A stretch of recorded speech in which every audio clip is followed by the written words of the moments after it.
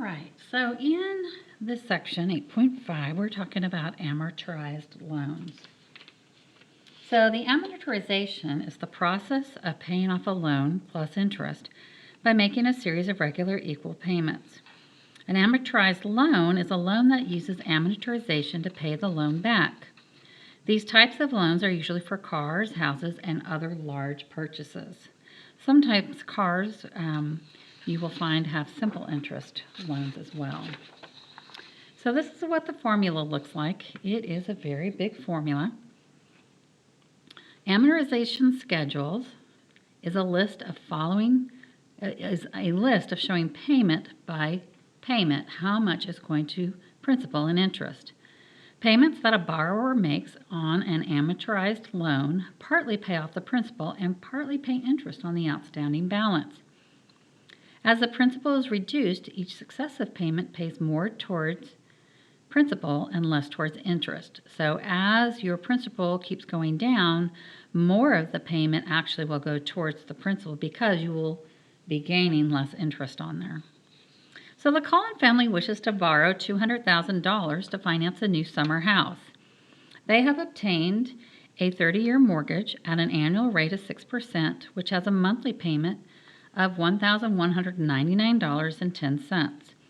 Construct an amortization schedule for the first 3 payments on this loan. So we are looking to find our interest, and we're looking to find some other things. You're going to find that we have part of the information is on the chart on your handout. So I'm going to show you how to find these balances, and we'll go from there. All right, so this is 8.5, example 1, and we're looking at the first month. For the first payment, this will be the end of the first month,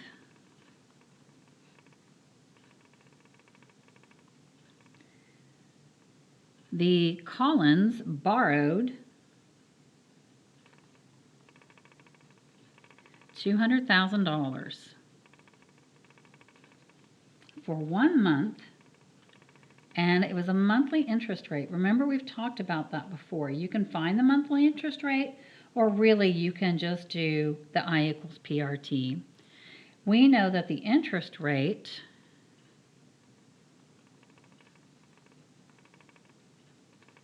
is 6%. So we are looking for I is equal to P RT. Our interest is going to be, so the amount borrowed, this is going to be our P, and our interest rate is going to be our R. Remember, we have to show that that is equal to 0.06. And what is our T? Our T is going to be 1/12 because we're doing monthly, so it's 1 month out of the year. So our interest is going to be our $200,000 times our rate of 0.06 times 1/12. And when you multiply that out, you're going to get that the interest was $1,000. Now, we've got to figure out what is the interest or the amount that was applied towards the principal. So the applied towards the principal is going to be our monthly payment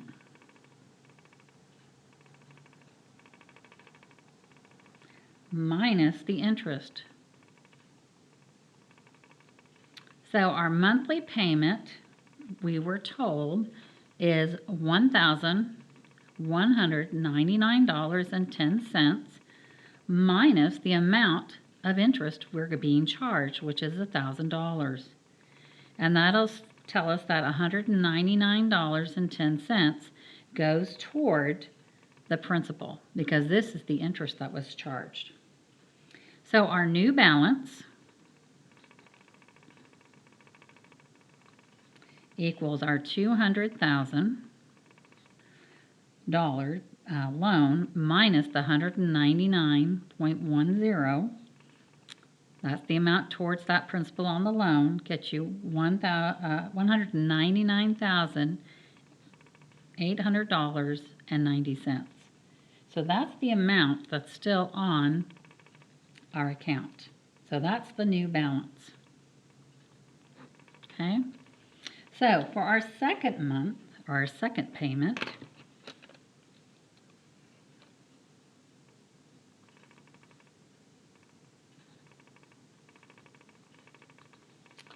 we need to find our interest again. So the interest is going to be that new balance, 199,800.90 times our interest rate of 0.06 for 1 month out of 12.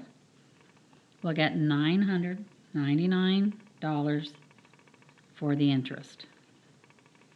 Applied to principal,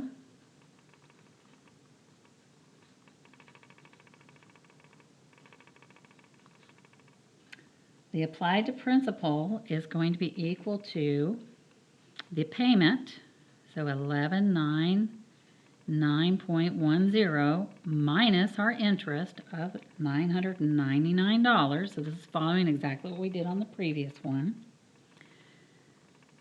which will get us $200.10. So the new balance will be the previous balance of 199,800.90 minus our $200.10, which is applied to the principal, 199,600.80. So this is our new balance. So that's the first one. That's the second one. Let's go find the third payment, because they asked us to find construct an amortization schedule for the first 3 payments on this loan. So we found the first one, the second one. Let's go find the third payment. So for the third payment, our interest again is still our I equals PRT. This is our new balance, 199,600.80 times our 0.06 times 1 over 12, which will get us $998. So applied to principal,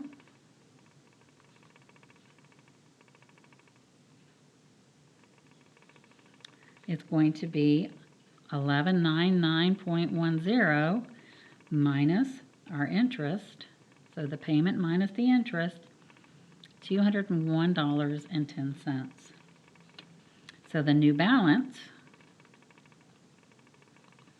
equals our balance from last month of 199,600.80 minus the amount paid to our principal of $201.10 gets us $199,399.70.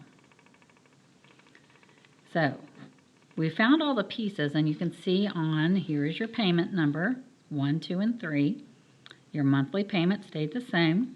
Here's what we paid in interest. Here's what was paid on principal. And that's the new balance. So those are the values that we found by doing the math. Now you can look at year 10, year 20, and year 30 to see how it's paying off. So in year 10, making 12 payments a year on payment 120, you can see that we still owe, after 10 years, $167,000. But you can see that more money is being paid on our principal than it was at the beginning. You can see it in year 20 at 240 payment. You can see that it's almost doubled now what is paid on our principal from year 10, and you can still see that we still owe $108,000. So we still owe more than half of the money. So in year 30, though, at 360 payments, most of our payment now goes to our principal, and our balance has come way down. So that's where, if you're going to work on paying off a loan, you need to make chunky payments, if you can, extra money, towards each of the payments more towards the principal. As you add extra money, it goes to the principal, and that'll bring down how much you pay in interest. So here's that note. As time progresses, more is paid towards the principal. Now, refinancing a loan. So find a second loan with a lower interest, and you want to pay off the obligations on the first loan. So you want to refinance it. So suppose you have $20,000 remaining on your student loan with an annual interest rate of 10%. You wish to pay off the loan in 10 years. Assume you can refinance your loan at 4%. So the first thing we're going to do is figure out some values with our 10%, and then we'll figure out some things that we know at the 4%. So this is example 2. So for part A, and here's some number of years for the loan. So we're looking here. What are your monthly payments on the original loan? So we need to figure out what the monthly payments for the original loan was.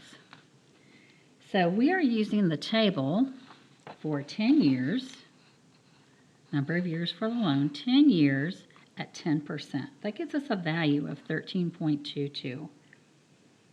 And we're going to do it for 20,000. So this is per thousand. So this is numbers of the year of the loan, this is the interest rate, and this is per $1,000. So because we're doing 20,000, we're going to multiply that by 20. So for part A, and you'll need this table to work on your homework. So at 10% for $1,000, it's equal to 13.22. But we need to know what it is for 20,000. So that means we're going to take 13.22 and multiply it by 20. And that'll get us $264.40. So what are your monthly payments? That's what it's going to be, because this helps us know what our payments are per 1,000. All right, for part B, we are again going to use the table. It says, how much will your new monthly payments be? So our new monthly payments will be at 4%. So, and we're still doing 10 years. And we're still doing 10 years here. So 10 years at 4% for 1,000. So if we come over here and we go 10 years at 4%, it's only $10.12. So $10.12. But we need to do it for 20,000 again. So 10.12 times 20 will get us $202.40. Part C asks us, how much interest will you save over 10 years? So if we look at part C for 10 years, 10 years times 12 is going to get us 120 months. So the original loan is 120 payments times that payment of $264.40, which gets us $31,728, so $31,728. For the new loan, for 120 payments, at the payment being $202.40, we're finding those payment amounts from what we already figured out, we get $24,288. So if we take our $3,107.28 minus $24,288, we find $7,440 is how much we have saved on interest. So by finding that lower interest rate, we have saved almost $7,500.